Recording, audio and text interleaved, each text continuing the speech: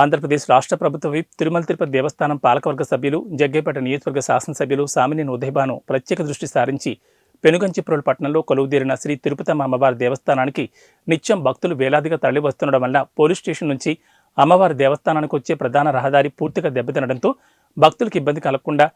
EBT రోడ్డుపై ప్రత్యేక దృష్టి సారించి జిల్లా పరిషత్ అధికారులతో మాట్లాడి పెనుగంచిప్రోలు జడ్పీటీ సభ్యురాలు ఓట్ల నాగమణి జిల్లా పరిషత్ నిధుల నుంచి సుమారు 25 లక్షల రూపాయలను మంజూరు చేయించి శ్రీ తిరుపతమ్మ అమ్మవారు రంగుల మహోత్సవం పూర్తి చేసుకుని పెనుగంచిప్రోలు వచ్చే లోపే